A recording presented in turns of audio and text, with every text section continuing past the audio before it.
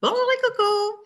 Alors, comment calculer la distance dans la vraie vie de deux villes sur une carte géographique? Eh bien, on va le faire à l'aide de l'échelle. Bien, d'abord, il faut comprendre comment ça fonctionne. Il faut comprendre l'échelle. Qu'est-ce qu'on fait pour comprendre l'échelle? Bien, il faut commencer par la trouver. Donc, dans ce cas-ci, notre échelle se trouve en bas de la carte. C'est généralement là que vous allez trouver ça. Ensuite de ça, je dois vérifier l'unité de base, la distance de base. Donc, dans ce cas-ci, j'ai 1 centimètre d'échelle. Ici, vous voyez, j'ai 1 centimètre sur la carte qui va me donner combien de centimètres dans la réalité? 100 kilomètres.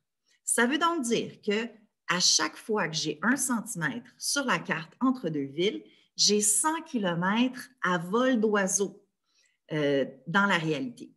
À vol d'oiseau, ça veut dire comme si on ne se préoccupait pas des montagnes, des lacs, donc en ligne directe.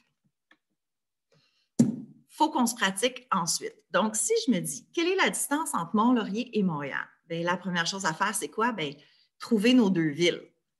Dans ce cas-ci, elles sont ici. Voilà, nos deux petits points, nous les avons bien identifiés. Ensuite de ça, je vérifie la mesure en centimètres entre les deux villes. Dans ce cas-ci, j'ai 2 centimètres, j'arrive bien juste. Qu'est-ce que ça va vouloir dire? Bien, ça veut dire que je vais avoir combien de kilomètres dans la réalité? On va faire la démarche. Mon échelle, je te rappelle, me dit que j'ai 100 centimètres, j'ai 100 kilomètres pour chaque centimètre sur la carte.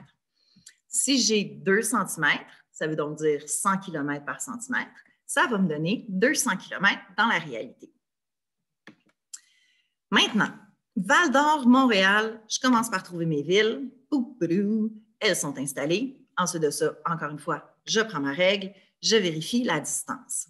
Cette fois-ci, je suis à 4 cm et 7 dixièmes ou 4 cm et 7 mm. J'ai encore 1 cm pour 100 km. Sauf que, dans ce cas-ci, j'ai un petit 7 mm qui me joue des tours. Je ne peux pas dire que c'est 100 km parce que ce n'est pas 1 cm. Voici comment on va déterminer ce que ça donne. Donc, je reprends mon centimètre ici qui vaut 100 km. Okay? Donc, chaque millimètre, parce que tu te souviens qu'il y a 10 millimètres dans un centimètre, donc chaque millimètre vaut 10 km, tu as raison. Maintenant, j'ai un 7 mm.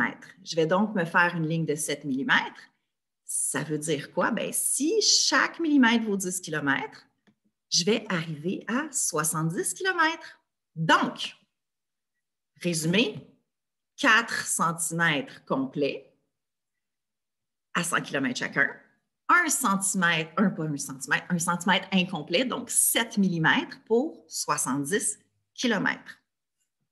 Ça va donc me donner un total de 470 km entre Val-d'Or et Montréal. Est-ce que là, j'ai 100 plus 100 plus 100 plus 70 égale 470? C'est bien beau quand j'ai 4 cm, mais si j'avais 22 cm, ça ferait beaucoup de 100 à additionner. Est-ce qu'il y a une autre opération possible? Oui, il y en a une autre. Je te la montre. C'est la multiplication. Je peux donc dire 4 cm et 7 dixièmes fois 100 km à chaque centimètre, ça va me donner la même chose, 470 km. C'est pas mal plus rapide comme ça. Donc, on s'essaie encore la distance entre East Main et Saint-Hyacinthe. Je trouve encore mes deux villes. Elles sont plus éloignées cette fois-ci. Quelle est ma distance avec la règle? J'arrive à 9 cm et 3 mm ou 9 cm et 3 dixièmes. Même chose, pour mes 9 cm, j'ai des 100 km, ça va bien. J'ai encore mon petit 3 mm là, qui peut me causer des embrouilles. Je refais la même démarche que tout à l'heure. 1 cm, ça vaut 100 km, donc chaque millimètre vaut 10. Mon 3 mm va me donner 30 km. Donc, opération 100 plus 100 plus 100 plus 100 plus 100 plus 100. Là, je ne sais même plus, je suis rendue à combien de 100? Plus 30, 930 km ou beaucoup plus rapide, efficace et direct. 9 cm et 3 mm fois 100 km pour chaque centimètre. Ça va donc me donner 930 km.